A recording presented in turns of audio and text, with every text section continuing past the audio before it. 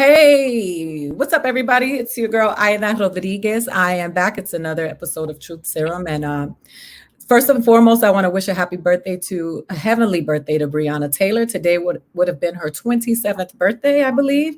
So as we take on this fight against brutality, the police brutality, and all of the injustices that happen to the many Black men that have experienced it in this country, let us not forget all of the Black women who have also been brutalized at the hands of law enforcement.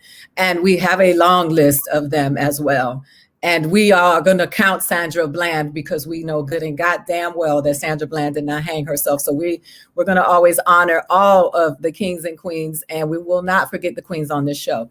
I'm happy to have one of my friends on the show. I call him my friend now because we are of the same ilk and we have the same fight.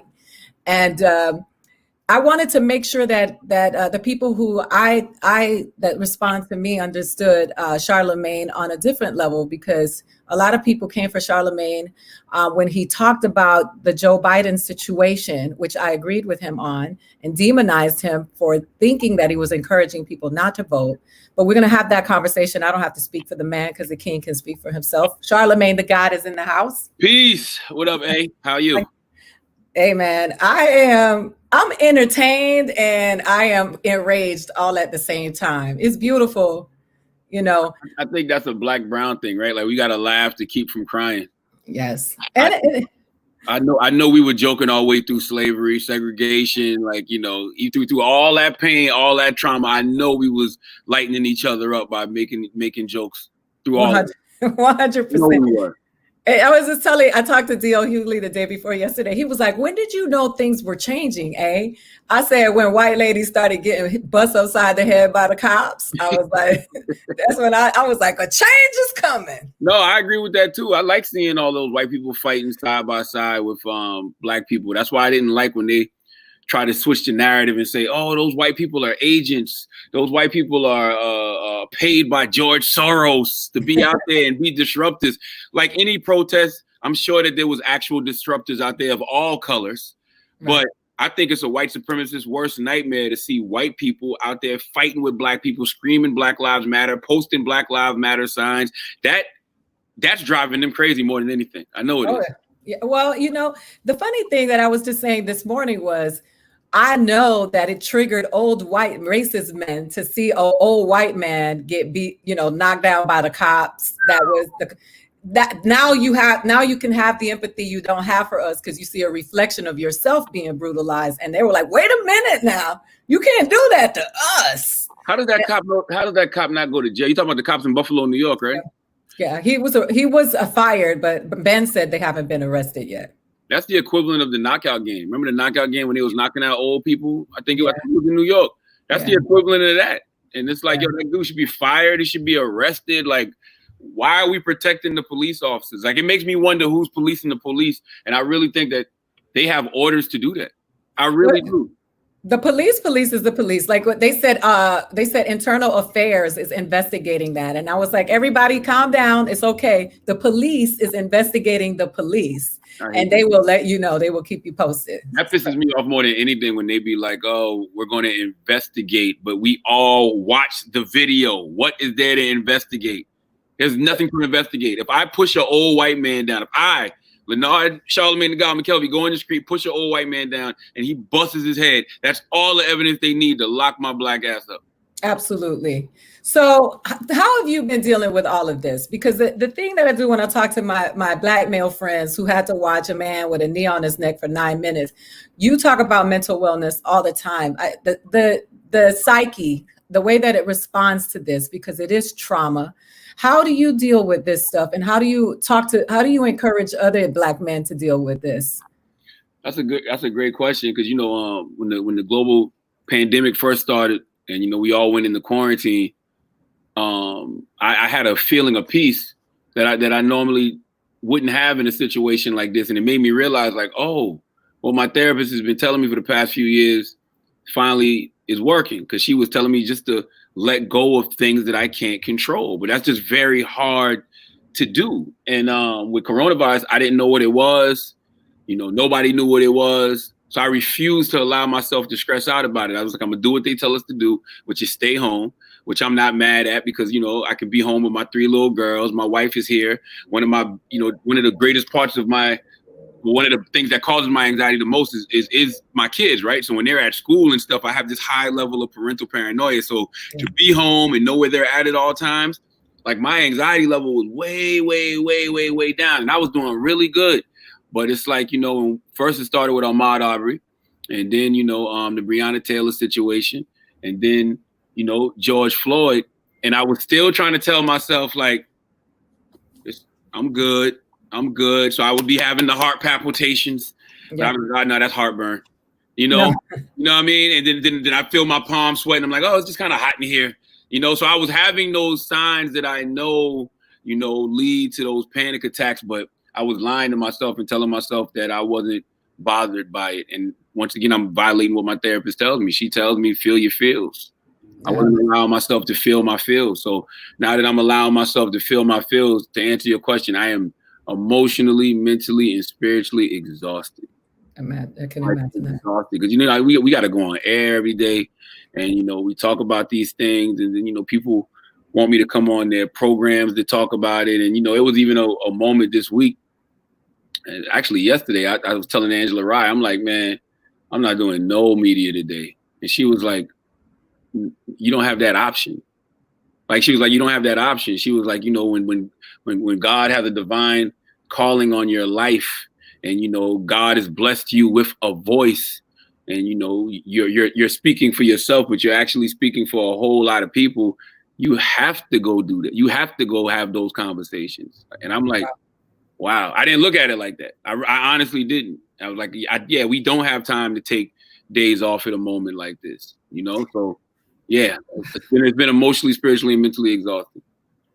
So when we have this conversation, we talk about police brutality. I mean, the police has been brutalizing poor people and Black people and brown people, you know, Native Americans or First Nations people. They are women. The women are murdered. They're missing. They don't get investigated. They're mistreated. I'm stuck for words right now because this is something that's been going on in our communities our whole lives, right? I have trauma from my uncle getting beat up when I was 8, and I watched him get beat up by cops in front of me, and they beat my grandmother up, they beat my uncles, and this has been a part of my whole life. So, and it's always been something that I thought would never go away, right? I'm like, that's just what it is for us. Now we see white people that are finally seeing the ghosts from Scooby-Doo that they never believed existed, right? And now they're like, wait a minute now, like they're hitting us. They're hitting us. Mm-hmm. And I mean, it's so, how do we build bridges with people who are just coming along? Because what I've been watching, even with you, like I'll see people try to cancel everybody. And I'm like, I'm on this all hands on deck mission right now, because I feel like everybody ain't going to get it at the same time. And people make mistakes, but we all trying to do something to make this place better for us. So how do you deal with the people who are just coming along saying, oh my God, this is appalling. I can't believe this George Floyd thing. When we could name people from our hood that happened to. Yeah, I say, welcome to the party. You know, I don't think it's ever too late to do the right thing. I don't think it's ever too late to tell the truth. And, you know, when Doughboy, remember in Boys in the Hood, when Ice Cube's character Doughboy say either they don't know, don't show, or don't give a damn about what's going on in the hood. Sadly, I think a lot of them just really didn't know, because it's easy for them to avoid things that aren't in their world. You'll be surprised how many people, you know, live in a bubble in this country. When you Black, when you brown, you have to know what's going on around you. You have to know what's going on in other, you know, cultures. You have to know what's going on with other races, because you almost have to do that for survival. Like I can think about growing up in Moncks Corner, South Carolina, and I was literally just having this conversation with my wife yesterday because I did Stephen Colbert this week, and Stephen Colbert asked me a question about South Carolina and the role that South Carolina played in white supremacy, and when it came to racism, was it more overt thing or covert thing? And I had to think about it because I was like, growing up, I feel like I experienced more covert racism than overt racism. But when you grow up in a state where the Confederate flag flies, where Strom Thurmond has a federal building, and Strom Thurmond has a highway. When white guys drive around in pickup trucks with the Confederate flag on it, that is such overt racism that's right there in your face, but you just get used to it. You know what I mean? Like it's normal. It's normal to you. So if I think a lot of people just didn't know, honestly, like we knew because we had to be aware. But do those people really think they're being racist, or are they just living their lives? Yeah. You know what I'm saying? Like, do those people think that they're actually being white supremacists, or is that just their existence? We're very much aware of their existence. It's almost like, does a lion know it's a lion? Does a rattlesnake know it's a rattlesnake? No, they're just being what they are. And we're aware of the danger that they possess. So we stay out of their way. But you know what? This is America. And to go back even in most corner neighborhoods, like it's certain neighborhoods, like, you know, nobody ever walked up to me and called me a nigga in my face, but I knew not to go to certain places because I knew that's where all the white people were. Me and my wife walked into this restaurant one time that we had never been to when we was kids, called the Barony House. And we walk in and there's a bunch of white people in there, and it's a white hostess and nothing but white people in the kitchen. And we were like, nah. And the hostess goes, why y'all leaving? Because everybody in here white? And we was like, yep. So it's just like we were aware of, I guess, where we shouldn't be and who we shouldn't be around. But I don't know if they're aware of their white supremacy and how suffocating it is. Yeah, they aren't, and it's embedded in the DNA in the country. It's been passed down through generations, and I think people are in denial about that. That's why I don't get shocked when I hear that someone is racist. I get more shocked when I hear somebody genuinely standing up against racism, because I feel like they've indoctrinated us to hate ourselves, and they've indoctrinated them to hate us because that's how they maintain power at the top. So when you talked about Joe Biden, you came under fire from some people because they thought that you were telling people not to vote. And I don't like to speak for people, but I want you to, because you and I had this conversation via text. And what we were saying was that Black people in this country and brown people are always a negotiation point in politics. They're always a currency. And with as much power as we have, why aren't we negotiating that to hold these politicians accountable for what we give them? So I wanted you to speak on that, because people were saying that you were trying to tell Black people not to vote. That's definitely what I wasn't trying to. I was not trying to tell Black people not to vote. You know, I want us to vote, but I want us to get something in return for our votes. You know, votes are quid pro quo, and it's not even just about Joe Biden. Like, if you watched all of the presidential candidates that came on the Breakfast Club last year, every single one, I asked them, do you have a Black agenda?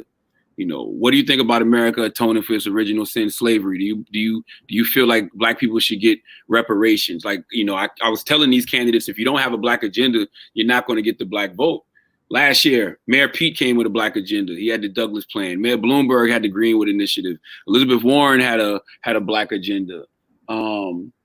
There was a couple more candidates with a Black agenda. I can't remember right now, but think about that. When is the last time you remember Democratic candidates actually sitting down at the table and not hitting us with the whole "a rising tide lift all boats" rhetoric and trickle down economy and F all that? We need something specific done for Black people, because things were done specifically to Black people to put us in the fucked up positions that we're in, right? So it's just like, same thing with Joe Biden. I don't care if it was Joe Biden or any other presidential candidate. I'm going to put that pressure on them to do something for the Black community. I just think, you know, when it comes to Joe Biden, when you look at his situation, it's very unique, right? Because this is a guy who, while he was in the Senate, he was behind the 86 mandatory or the 84 mandatory minimum sentences for drugs, and the 86 crack laws where you get more money for crack than you do pot and cocaine, or the 94 crime bill. So he's created specific, you know, legislation that has devastated the Black community. On top of that, he was the vice president for the first Black president. So he worked for Black people for 8 years. You know, so to me, if there's anybody who should have had a Black agenda, it was absolutely Joe Biden, you know, last year. Now, he's recently come with one, to lift every voice plan. But also, this is the other thing. People are saying that I'm encouraging people not to vote. No, what I'm actually trying to encourage Joe Biden and his campaign to do is lean into Blackness, lean into the Black vote. Because guess what? He doesn't win in November without us. In 2000, 2016, 4.4 million people who voted for Barack Obama in 2012 didn't show up. A third of them were Black. People have grown to be, disenchanted with the whole political process. They're not engaged with the political process. They don't believe in Republicans. They don't believe in Democrats. Why? Because they've been getting sold a whole bunch of wolf tickets. They've been getting sold a whole bunch of dreams. Our communities don't change. There's no real investment going into the Black and brown communities. You see, what happens when something like coronavirus hits. Being that our community has all these underlying conditions because of systemic racism, it leaves us the most vulnerable. We're impacted the worst. Police brutality, that's been going on since we've been here on this planet. I'm 41. It's never changed. It's always somebody getting hit upside the head with a nightstick. It's always somebody getting, gunned down by a police officer. So it's just like, when are we going to put an elected official in who actually wants to go in there and dismantle this mechanism of white supremacy? So if me making demands as a Black person, saying, no, if you want my vote, then you got to do X, Y, and Z. If that's me encouraging people not to vote, then I'm going to be encouraging people not to vote for the rest of my life. So, and you and I we talked about it. DL was on the Breakfast Club, and he talked about us putting together a plan, right? Mm-hmm. and being specific about our demands and what we needed. So Chloe said here, in order for us to have better candidates to address our needs, we need to fund those candidates who are our Koch brothers. So I ask, because people ask me all the time, because, people think that because I did this with Tiffany, or I know this celebrity or whatever, because I don't ever want to be considered part of celebrity culture. I know these celebrities, they ask me, where are our Koch brothers? Like, when you see Puffy come on in the 9th inning and say, hey guys, we need to do this, but he hasn't been active when Kamala was there or when Cory Booker was there. How do we mobilize the people who have platforms and money and direct them to play in a space where they would be more effective, as opposed to trying to speak out about political issues that they don't necessarily have the information on? Use your money, be violent with your dollars. Like, how do we rally our people to say, let's be the Koch brothers for the people that we want to put out there? Well, salute to Chloe. She's right, but I mean, those people do exist. I'm not going to be the one to say who these people are, but there are a lot of politically sophisticated brothers out here, and sisters who are doing that. Who are, funding a lot of these people's campaigns and saying, look, this is what I want. I can mention one because he was on Breakfast Club and we spoke about it. Byron Allen. I mean, that's something that I knew. And I asked Byron, like, yo, Byron, you fund campaigns, so do you have specific ask? And he was like, yes. One of his specific asks was he wants a Black woman running mate. For Joe Biden. In particular, he wants Senator Kamala Harris. So yeah, Chloe is absolutely right. That's why I keep saying, like, financial freedom is our only hope. We have to empower ourselves when it comes to economics, because when you have that money, you can move things in a different way. Yes, I think we should start our own party, period, which is something I know a Black politician is working on. That should be announced soon. I think it might be announced by Monday, but it's a Black party that's coming, and that is exactly what they want to do. Like, they want to run their own candidates. They want to, have a certain number of Black people that vote in blocks, not just in presidential elections, but in local elections. Like, I am really seeing Black people being, politically sophisticated in a way that I've never seen in my life. I'm also a guy who just got involved in politics in 2008. First time I ever voted was for Barack Obama. And I voted for him because he was Black. And that Jeezy song, "My President Was Black," was fire. Like, over culture, just because I'm like, oh, a Black man has a chance to win. That looks dope. But, we can realize, 12 years later, it doesn't necessarily matter if we have symbols. We need actual, change. Not things that make us feel good. We need things that actually make us good. I love that you say that you just voted in 2008, and that's when you became politically activated, because I think that a lot of people do have this air of superiority and everybody's judging and critiquing everybody right now because they can.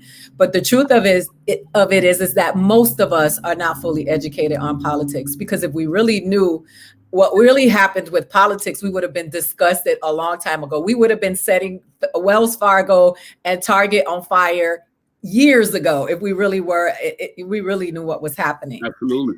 So you had Rush Limbaugh on the show, and there's criticism for that, for normalizing the anti-racist or the GOP. What was the reasoning behind bringing Rush Limbaugh on the show? There was no reasoning on my end. That was we work for the same company, iHeart Media. And, it was a phone call that happened one weekend, and it was the powers that be. And they were like, Rush Limbaugh feels like what happened with George Floyd is terrible and it's wrong. And, he wants to know how can we stop police brutality. And, he wants to have the Breakfast Club on the show. He wants to talk to y'all about it. And I'm like, okay. And so they was like, would you be open to that?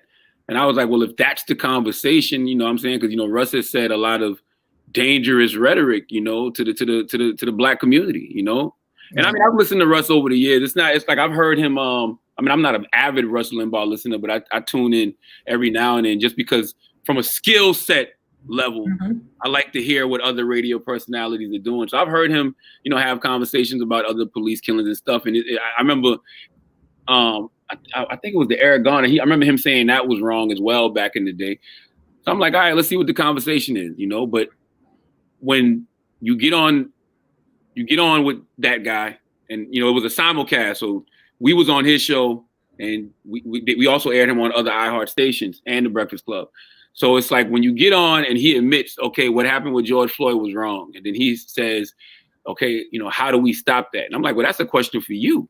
How are you going to use your privilege as a white male who has a direct line to the president? How are you going to help stop that? Because to me, I don't think that you can ever stop police brutality or any type of oppression until you dismantle the mechanism that is white supremacy. You literally have to have people that want to go in there and give up some of that power and give up some of that privilege. And, when he denies, Rush Limbaugh, when he denies that white privilege even exists, he doesn't believe in it, he doesn't know what that is, or when he denies white supremacy, but then when the conversation is over and I'm listening to him take phone calls from people, somebody calls in, asks what they mean by systemic racism, white supremacy, and when I say Rush Limbaugh broke it down so well, like he was so eloquent with it, it's like he knew exactly what it was. I'm like, you on there playing with me. You know what I'm saying? It was a performance. You wasn't really trying to have a conversation. I have no problem talking to people from the other side, but can we have a real conversation? Because at the end of the day, I would hope that all of us are just human, right? So when you see something happen to a human, regardless of what color that human is, that's wrong. If we can have a conversation about that wrong and how to correct that wrong, then that's good for everybody. But when you can say that's wrong, but then don't want to get to the root of everything, which is white supremacy and systemic racism, and you're denying that even exists, it's a waste of my time. So yeah, I didn't think that conversation was productive at all. So there it is. There's the answer for those of you who asked about that, so that so we don't have to say it again. Because I do think sometimes you have to listen to the enemy to see what the plan is, and sometimes you have to talk to people to exchange ideas to know that this is not gonna go away. We live in this country with each other, and white people are not going to magically disappear. Yeah. It will not be a mass exodus. And when you work for a corporate company, right? You got to give a little to get a little. So it's just like they let, Charlamagne and the Breakfast Club do what we do on our platform. They let people like Rush Limbaugh do what he does on his platform. And if they want us to have a conversation, like, I wasn't going to be all the way opposed to it. It's like, okay, let's have the conversation. But it was very draining, and I didn't feel like it was productive at all. And, I definitely let the powers that be know that I didn't enjoy that conversation. And that's honest. So earlier this week, I'm not going to let this one go because people came for me because of it. There was an issue in the Dyckman district in New York. And so people that sent me messages, there are people who knew that you were going to be here today, said that you have an issue with Dominicans. No, I don't. And I was like, okay, I'm Puerto Rican and Dominican. I don't think he has an issue with me, but I think that there's a lot of misinformation when it comes to the Latin reality. We talked about that on your show. I got a lot of hate from Latinos because I said, anti-Blackness is practiced in all communities, including the Black community, right? And so it was a gift that was given to us by white supremacy to hold us down and to divide us, and now we use it against each other. And so there was this big old thing about the Dykeman district and how this video that I knew people that were on the ground, and I know the story, so I'm not a snitch, but it wasn't what people thought it was, but it created this whole Dominican hashtag, and then MAGA people were like, we love the Dominicans. Wow. And I was like, now we really in trouble because they're the ones that call ICE on y'all. So I do want to talk. They're like, Jeff Sessions delivered a whole speech to Congress about how toxic Dominicans were, that they practice poor qualities and they come here to get married so that they can go back to the Dominican, to go back to the Dominican Republic and take care of their wives and kids. So Jeff Sessions did a whole speech on it. I mean, I will say I'm ignorant to like Dominicans, Puerto Ricans. I don't know the difference. You know what I mean? Like, so it's just like I think my homeboy Mero's Dominican. Yes. If I'm not mistaken.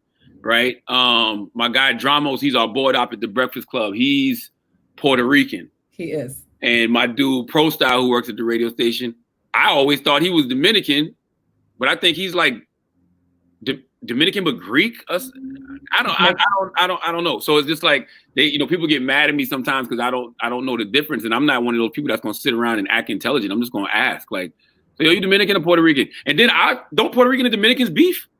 They have, yeah. That's what I'm saying. Like, I don't know. And then I do clown. I used to clown Pro Style a lot. I used to be like, yo, I found out Pro Style is Dominican because he wears white jeans all the time.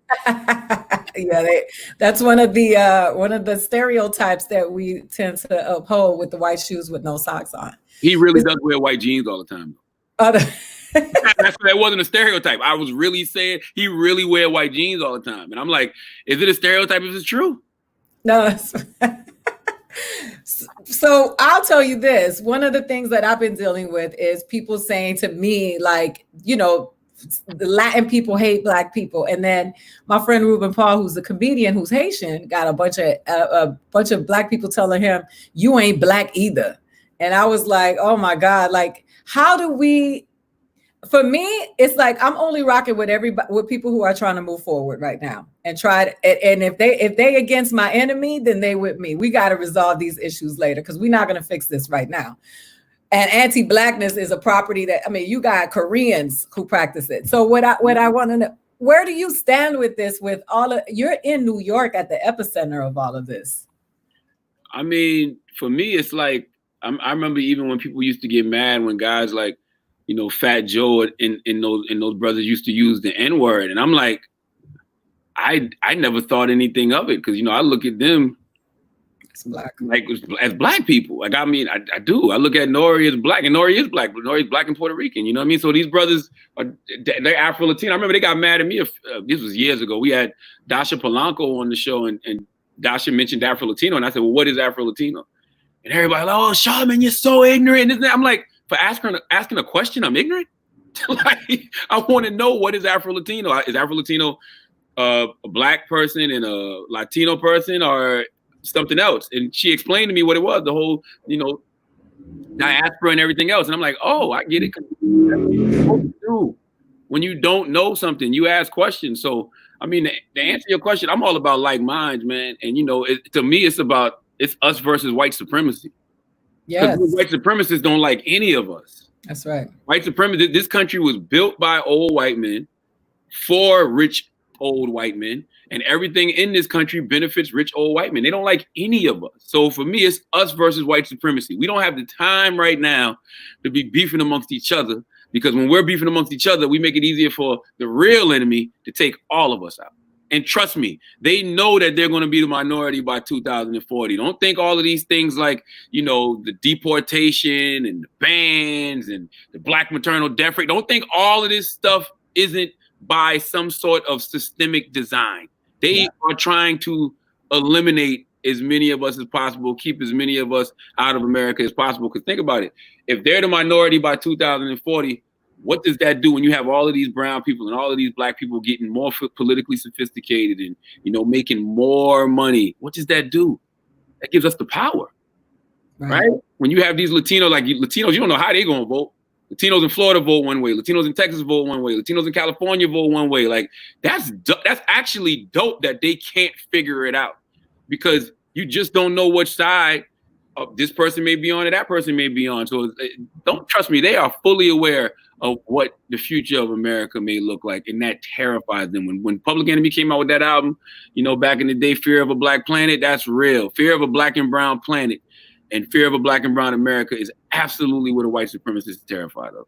Absolutely. Somebody said here, they will just try to reframe whiteness, which they have tried, because there are a lot of Latinos who assimilate in. And now you see the biracial groups that don't want to identify as Black and call themselves biracial because they want to say that they're, I'm a quarter Irish, I'm a quarter. And it's just craziness, because when those cops pull out those batons, they don't ever say, hold up, she's a quarter Irish. Word up.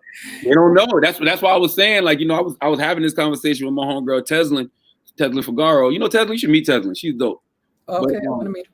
She was just, showing me how Latinos vote, and it's just like, the Latinos in Florida, some of them, I think it's the Cubans. Some of the Cubans feel like they lean more towards whiteness. Yeah. So they vote, Republican. But, in Cali, Latinos are a little bit more progressive, so they vote blue. And like I said, I just think that's really, really, really dope, because, you can't figure them out. And I think as long as you can keep everybody, in a state of suspense, especially these politicians, the only thing they're going to ever do is cater to whatever your interests are. So if you're in Florida and you're Cuban and you want X, Y, and Z, then that's what you tell these, politicians you want. That's what they give you. If you're in California and you want you vote in blue and you want X, Y, and Z, that's what you tell these politicians, and that's what they give you. And that's what your vote is for. That is truly using the leverage of your vote. That's using the power of your vote. One of the things that I really wanted to ask you about is because right now there is this big, your governor minced words, or didn't mince, well, shit. He said, at first he spoke out for George Floyd and was very adamant and was like, I'm with the protesters. And then the pressure came. And now he's talking about the brutalization of police officers, when all the videos that we've been seeing is a brutalization of the American citizens being terrorized by this military police state that we're dealing with. When people come up, I've had people of color say there are some good cops. My uncle is a cop. My cousin is a cop. What do you say to those people when they say that to you? Because I'm at a loss right now, because when I saw the cops who got arrested in Atlanta, it's so easy to arrest Black cops when they do something wrong. It's so much easier. Yeah, I mean, I got family members who are cops. My cousin who runs my nonprofit organization in South Carolina, he's a police officer. And, I'll put it like this, right? They always say a bad apple spoils a bunch, right? Like one bad apple spoils a bunch. You never hear somebody say one good apple makes a bunch of rotten apples good. You know what I'm saying? Like, you can't, like, there's no such thing. You can't take a good apple, put it in a basket of rotten apples, and then the rotten apples automatically become good apples. That doesn't happen. If it does, somebody got to show me. I've never seen that science experiment. So I don't think it matters if a cop is good or not when a whole system is corrupt. It doesn't matter if you have one good cop when a whole system is corrupt. You need people that can go in these systems and dismantle them. Just like we want people to dismantle the mechanism of white supremacy, you got to dismantle the mechanism of police brutality, but it's one and the same. Right. These people that are in positions of power, in these, in law enforcement, there's some form of white supremacists, and that reflects in the way that they police. That's why even in Minneapolis, they got a Black police chief, but if he's got white racists on the force, if he got bigots on the force, they're going to make the mistakes that Derek Chauvin made. And I can't even say that was a mistake. That was intentional as fuck. You know what I mean? But it's just like, you can't dismantle a system unless you truly want to dismantle the system. And I don't know if these guys really get into the position of being police officers to dismantle the system. They may say, yo, I'm going to police my community a certain way, or I'm going to police a certain way, but are you really going in there with the intention of dismantling a whole system? Because if you were, there wouldn't be this whole blue wall of silence every time something fucked up happens. You know what I mean? I wanted to ask you what was your initial reaction when Joe Biden said that you baited him? That bothered me a little bit. You know what I mean? I try not to take things personally. I try not to get offended, but at a time where, you know, you got police officers beating up on black folks, police officers killing black folks, you know, white supremacists killing black joggers. And we all know how the media works. The media always want to make the oppressed look like they're the oppressor. You know, the media always want to make the victim out to be the bad guy. Not saying I was a victim or oppressed in that situation at all, but that was just a basic old white man tactic. Mm-hmm. Instead of owning your bullshit, you blame it on the black person. It's just like that, like he carrying me. Right. Joe Biden straight up carrying me. I'm just like that was. I just thought I didn't appreciate that at all. I didn't appreciate that in the least bit. And I wish Don Lemon, as a black man, would have pushed back on him, you know, and just been like, well, he didn't bait you. Like, don't say he baited you. Like, bait is not the right word. And it's so funny because immediately you start getting text messages from people in on Joe Biden's campaign like, nope, please, that was wrong. He shouldn't have said that. Please don't go off on him. And I'm like, y'all got me all the way fucked up. I'm not trying to go off on nobody. I just like to speak truth to power. So for you to go out there and say I baited you, that was whack. That didn't happen. You know that didn't happen. And that was you white man me. That was classic white manning right there. Yeah. So the black people that are in the camps of these white politicians, when they're held accountable, I see a lot of, it becomes confusing sometimes because you'll see people say, why are you attacking a black woman? But then there are the black people that are saying, we're not attacking a black woman. We're holding someone accountable who is, in working within the system with these white people, and she should be holding the white people accountable. How do we maneuver through this new culture of people? I saw the list of people who got canceled. Killer Mike is on the list. T.I. is on the list. The list gets longer and longer. Desi Banks is on the list. I don't know. I can't speak for Desi Banks, but anybody that's out here trying to cancel Killer Mike and T.I., then you just don't understand who's really out here fighting for you. You have no idea who's really out here on the front lines. Pushing Black agendas in a real way. When you look at those police officers in Atlanta who tased the Morehouse, student and the Spelman student, and thank God Keisha Lance Bottoms, got them fired. But who do you think was on the phone with Keisha Lance Bottoms? Who do you think was calling the government in Atlanta, telling them yo, this shit ain't gonna fly? We're not gonna have this in Atlanta, especially on a weekend when there's already protests going on and looting going on and rioting going on over police brutality. And you got some stupid ass cops in Atlanta who, throwing more gas on the fire by doing that. You're trying to get these kids to go home and not tear up the city, but then you go give them a reason to go tear up the city. They tearing up the city over something that happened in Minneapolis. So imagine what they're gonna do once they see this shit kick off in Atlanta. But my point is, who do you think is out there pressing the line, right? Who do you think is making these calls? You don't think Tip and Killer Mike were doing that? That bothers me more than anything. Don't cancel people that are really out here trying to do things for the Black community just because you may not have agreed with something that they said. Literally, who's perfect? All of us are gonna make mistakes. You a comedian. I'm a radio personality. We literally talk for a living. You think we're going to get it right every single time? And by the way, throughout the course of our lives, now you going back. You ain't even dealing with the evolved versions of us. You going back 10 years, 15 years, 20 years. And look what they said when they was 20-something years old. Well, what the fuck? Muhammad Ali said the person who thinks the same at 30, at 50, the person who thinks the same at 50 that they did at 30 has wasted 20 years of their life. You know what I'm saying? So you can't cancel people like Killer Mike and T.I. I forgot what you even asked me. I'm sorry. No, that was it. Because the thing that today I had this moment where I was like, if we keep canceling everybody because they make a mistake, and mind you, the judge and jury is at home on a keyboard. They ain't doing shit. Yeah, They're the ones telling you who this is outrageous. How are we supposed to collectively ever get anywhere? If we can't even get together on that fundamental level, you think we're going to pool our money together? There's such a distrust amongst us within ourselves. The Black people within the Black people, the Latin people within the Latin people, then the two groups within each other and the Asians.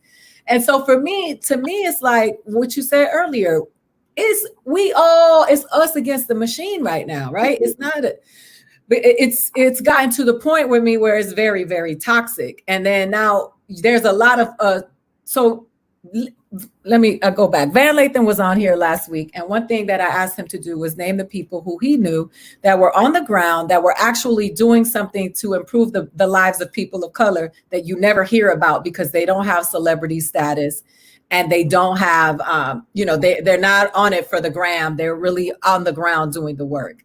Who are some of the people that you know that are on the ground that are doing the work while we're focusing on Kanye that we should be focusing on? Well, I mean, I'm gonna start off with somebody that a lot of people probably know a lot more now, Tamika Mallory. My son, even though he raps, but it's like, my son really puts the work in a real way. Linda Sarsour, like I salute them only because even though people know of them, they really don't do it for that. Like they are really on the front lines and they go to the fight.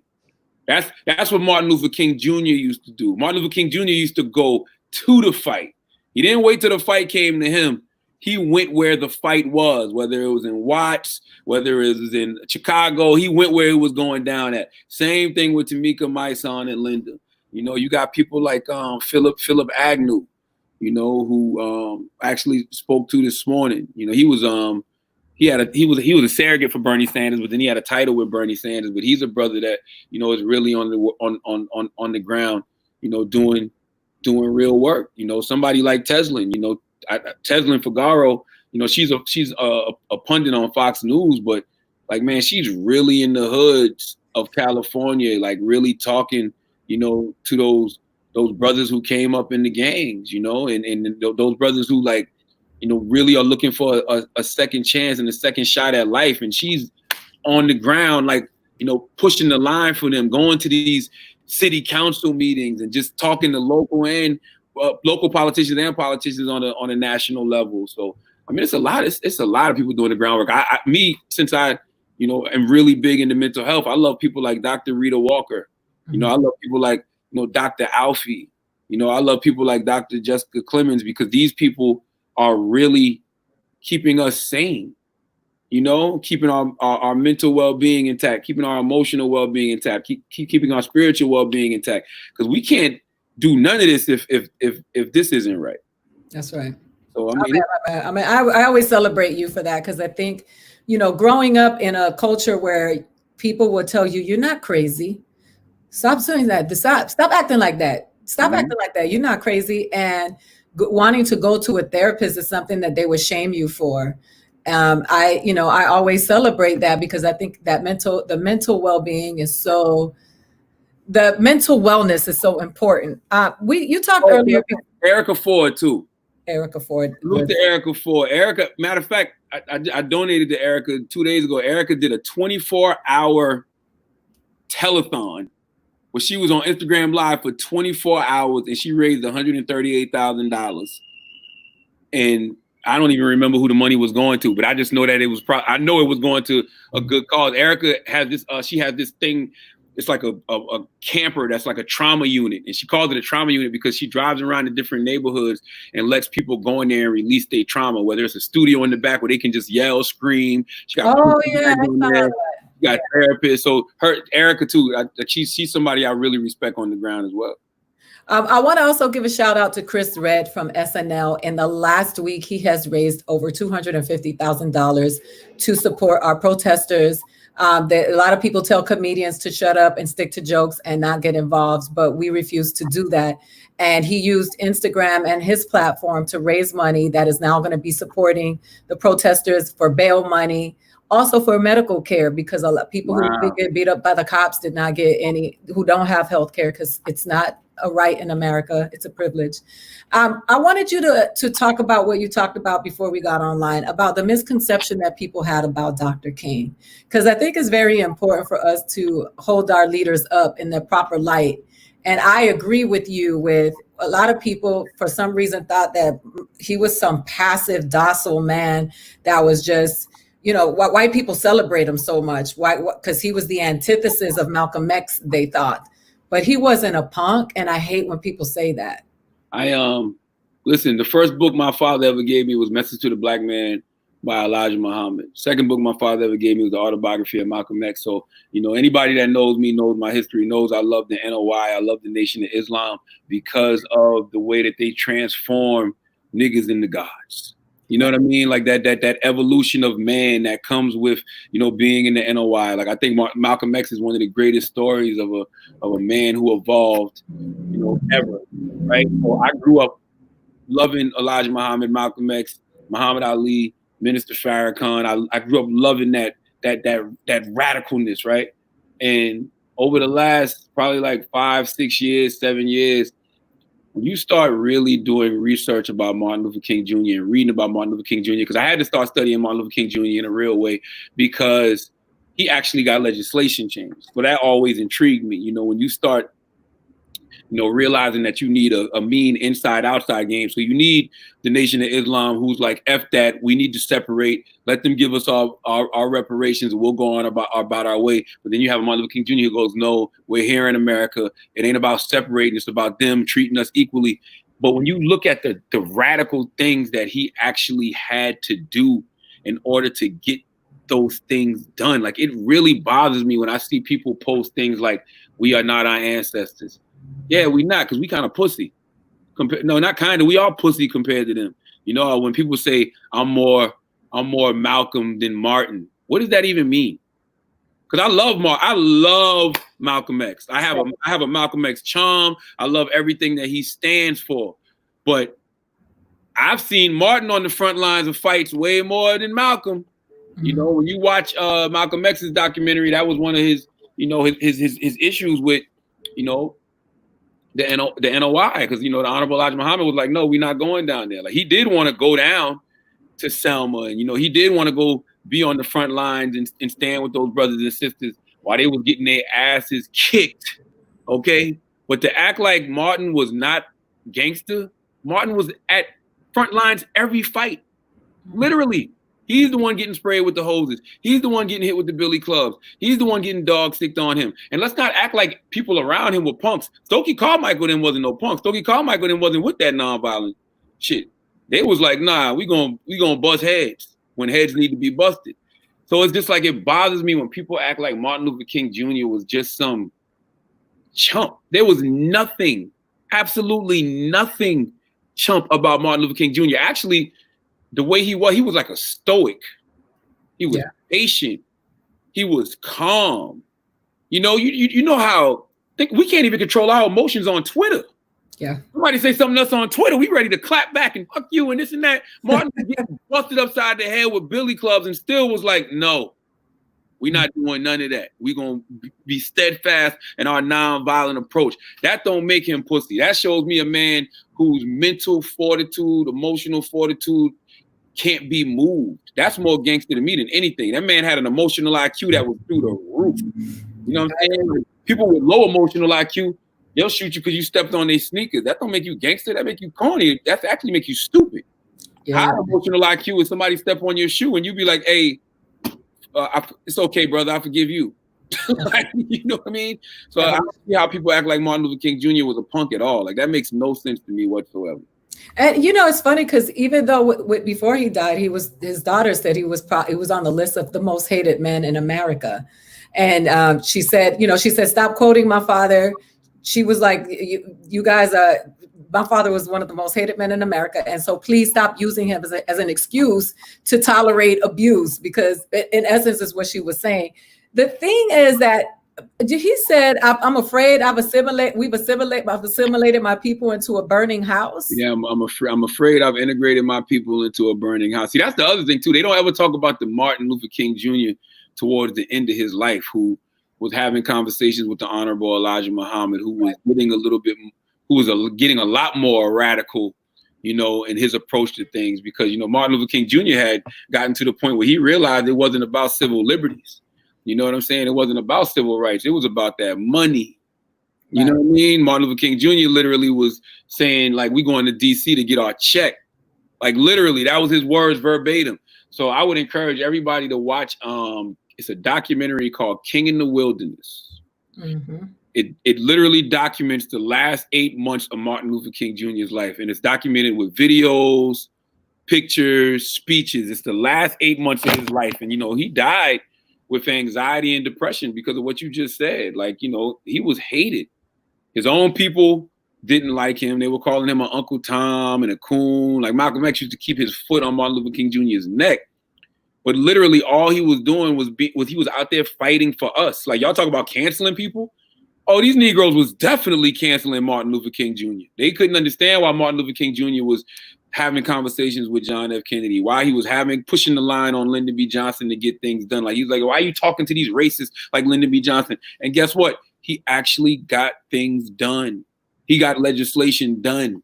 We are in the positions that we're in this country right now because of Martin Luther King Jr. So everybody go watch King in the Wilderness. That's what it's called. King in the Wilderness is a documentary. It's on Amazon. It is incredible. It documents the last 8 months of Martin Luther King Jr.'s life. You can see how much of a gangster Martin Luther King Jr. was. I'm going to watch that today. So, one thing that I always like to talk about is solutions, because a lot of people, there are some people that I unfollowed because all they do is criticize other people, but then they never have anything to offer in this place, right? So I'm accumulating a list of what I think is corny. Like, for me, when we think it's cool and funny to say that we are not doing jury duty, but then we complain about the DAs, we complain about the sheriffs, and we complain about the people who are holding us down, but we don't do our civic duty to go into these courtrooms to represent our people who need proper representation, because that's what you do when you're a juror. I think it's corny not to vote. I think it's corny not to walk past a Black or brown owned business and go to a white business because you think it's better. Like, right. Those are the things that I'm working on to try to dispel some of the things that we do to show self-hate. What are some of the things you think about when you think about solutions when it comes to Black people specifically?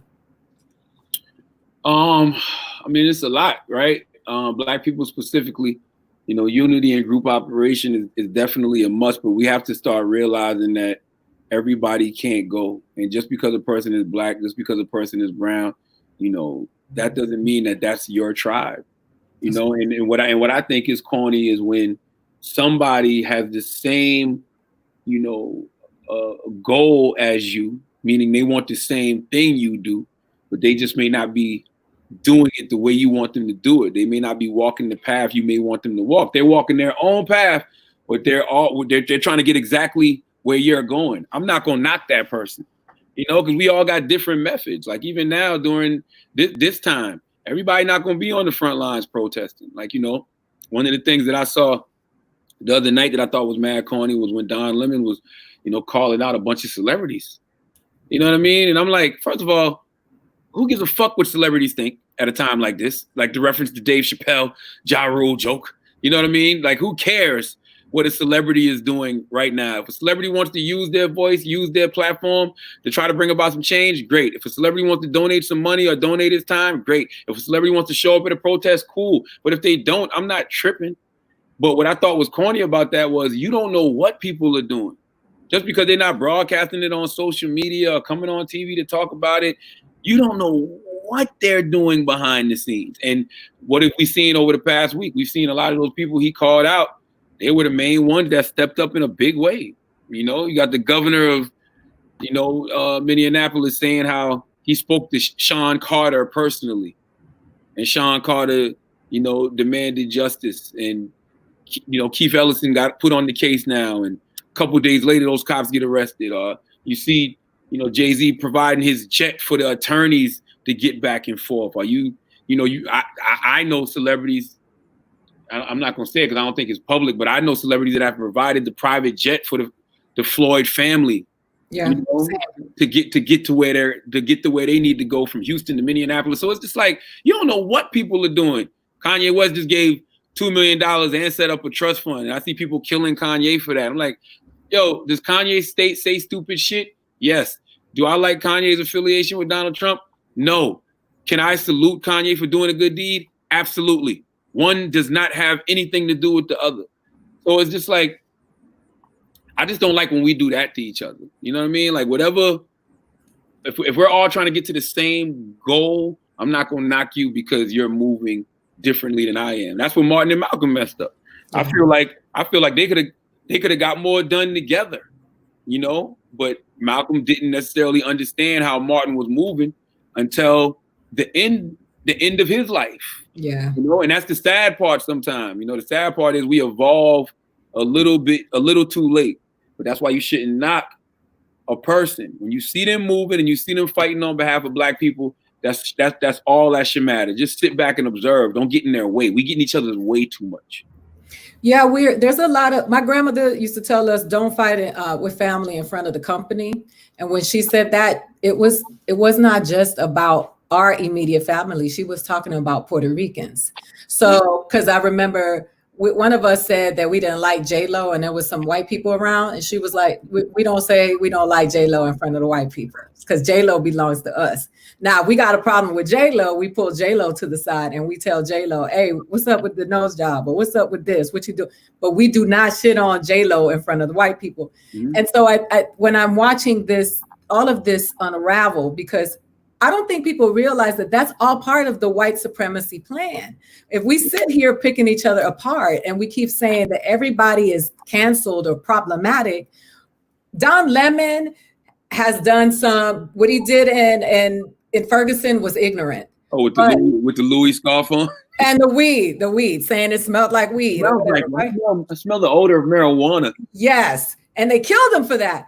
But he still addresses Donald Trump, and he has gone face to face. And I know that he gets death threats every day because he has gone in and in and in. So, like you said, we don't honor nuance anymore. Everything is one extreme or the other, and we need to learn how to have a lemon squeeze with our own people, right? We need to say, hey, you don't cry over Gucci on the internet because that's what it looks like, because this. We don't just destroy this woman or just say we're done with her, because the truth is that everybody's not there. And I make a conscious effort. When I talk about unity and group operation, I make conscious efforts to support my people. You know what I mean? Because I feel like the other thing that we really need is economic empowerment. Jay-Z said financial freedom is our only hope. And I truly believe that. But in order to be financially free, like imagine if we all supported each other, you know what I mean? Like in a real way. Like if you doing a comedy show, I'm gonna make sure I come to that comedy show because I know that's how you eat. If you selling merchandise, I'm gonna buy some of that merchandise because I know that's how you eat. If you are financially free, if I'm financially free, we can speak the way we want to speak. We're not beholden to anybody. And to me, that is how you truly, truly, truly raise the consciousness level of the Black and brown community, because it's a lot of us going along to get along. It's a lot of us lying because we're trying to keep our corporate jobs. You know what I mean? You can't be like that. Like if you really want to free your people, then support them financially. Well, I want to end with this because one of the other things that I got a bunch of people sending me messages about what they wanted me to ask you, and I said I'm going to ask these things, and the rest was me. You've been accused of being homophobic and anti-trans, right? A trans man was murdered by the cops a couple of days ago, and I think in South Florida, and didn't make any headlines.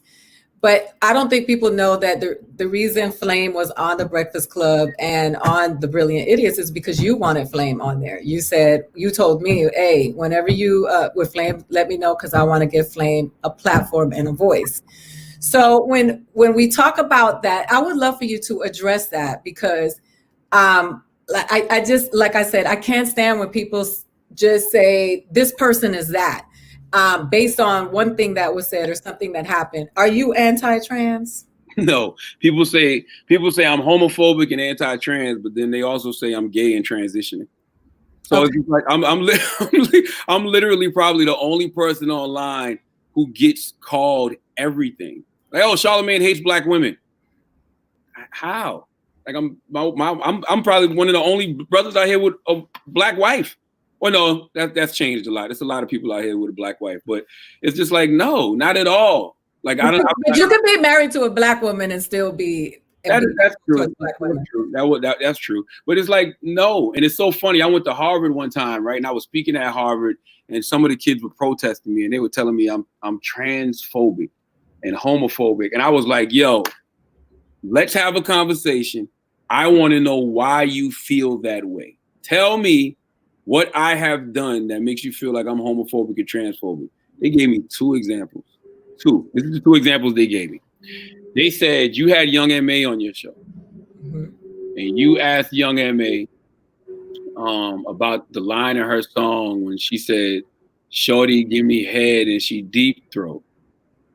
And you said to her, you know, getting head. If you, she's, oh yes, I said, does that feel good? I said, yo, if I was getting head, because I asked her how she done. She was like, you know, she sucks on the dildo, and I was like, but isn't that like getting a tattoo on a fake arm, like and acting like it hurts? And they was like, that was homophobic. I didn't know it was homophobic. I was just asking about a line in a rap song, right? And then the other one was Caitlyn. It was about Rachel Dolezal, because remember Rachel Dolezal came out like 2 weeks after Caitlyn Jenner. I think it was like the Caitlyn Jenner thing happened, and then the Rachel Dolezal thing happened. And I said, it's crazy to me how y'all are killing Rachel Dolezal and just totally marginalizing whatever her experience may be, but y'all was so accepting of Caitlyn Jenner. Because who am I to tell Rachel Dolezal what she feels like or what she identifies as? Same thing with Caitlyn. I can't tell Caitlyn what she feels like. If that's what she identifies as, that's her thing. So my thing is just like, yo, if we're going to be accepting, shouldn't we be accepting all across the board? So it's just like, how does that make me transphobic? Well, I will tell you that the reason someone would say that the Young Ma thing is transphobic is because it is disputing that she is Young Ma identifies as a lesbian, right? Not as a transgender male. Lesbian, yeah. Okay. I guess it's the language where people feel like if you're making a mockery of what they do because it disputes who they are and what they identify with, it is perceived as being insensitive. Well, maybe I'm just curious, because if I'm driving in the car and I hear somebody say, "Shorty, give me head," and she deep throat, I'm like, oh, well, how? I just want to know how. Like, that's like literally, like I would ask any other rapper about their lyrics. But listen, man, I've seen homophobia in this country. I've seen transphobia in this country. It's horrible. I don't think either one of those. And I listen. By the way, I can't tell them, what's homophobic or transphobic because that's their experience. So if they tell me it is, I gotta accept it, right? But I think that falls very, very, very, very low on the homophobic, transphobic scale. I think so anyway. Well, I mean, what I would say is at this moment is that every single person that's Black belongs to us. And if they are being mistreated and abused, that abuse belongs to us. And and I'm not talking about you, but I'm saying whether you agree with, because there are some Black nationalists that said Black Lives Matter has been hijacked by the LGBTQ community, and they're trying to, make everybody gay so that there are no more Black people, which I believe that there's no secret that there's a an agenda to try to minimize Black people in this country and eliminate them. That's been going on forever. And whatever mechanism they can use, they'll probably use. That doesn't mean we throw our gay people and our trans people in the trash. They belong to us. They are ours. Yeah, I just thought about this, right? We've had plenty of transgenders, transsexuals on the show. I think, and I'm just thought it's just coming to me. I think that I can see where it can be intrusive, right?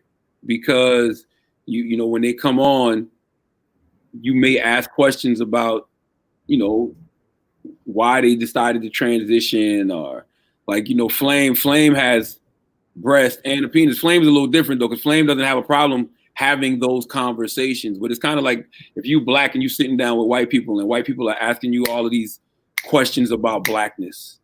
You know what I'm saying? Like, I can see where that could be annoying, and you like, oh, get the fuck. Why the fuck are you asking me these questions? Or like, you know, somebody comes to you and be like, hey, did you see Blackish last night? White guy comes to you, did you see Black? You're like, what the fuck you mean did I see Blackish? You might take offense to that. You know what I mean? But he might really be just trying to relate to you or trying to, you know, come into your world. So I could see where if you're sitting down with, you know, somebody from that community and you're asking those kind of questions, how that could offend them, how that could bother them. It's just like, yo, I'm human. Why the fuck can't we just focus on whatever it is I'm here to do? I appreciate that. In all fairness to you, though, you troll everybody equally. I don't think I'm trolling, no. I promise you, I'm just a curious person. Like, no, I know. I'm not going out of my way to troll anyone. I'm just asking questions. Like, I am a curious person. I try to keep that childlike curiosity. I'm always wanting to learn something new. And I'm the type of person, I don't have no problem. You can ask me those kind of questions too. Ask me things that you want to know about me. Ask me things that you think I got going on. I don't have a problem with that, you know? So I feel like I do the same with people, but if a person tells me that they don't like it, then I shut the fuck up. Simple as that. But like what you said, you don't have to, those are extremes, right? Like, I'm transphobic now, I'm homophobic, like, that's crazy to me. Well, I'm glad you I'm glad you took some time to talk to me, because I appreciate our conversations above all things, because you and I have exchanges, and I always grow and learn from them, because I think that it's important that we elevate. And I appreciate you being honest. And, you know, I like to operate from truth and authenticity as well. I'm too dumb to do anything else. Nah, you're not dumb. And I appreciate you for that. Only thing I'm gonna tell you is and I'm gonna tell you to your face, don't you ever talk about Forrest Whitaker again. You hear me? Ever in life. Again, I asked him a question. Like, they make jokes about Forrest Whitaker's eye all the time. I don't make the joke. I just ask the question. Like, no. So that's not the question. Don't ask him that. No, he already has to do about his eye. No, did I ever wonder how he felt about his eye?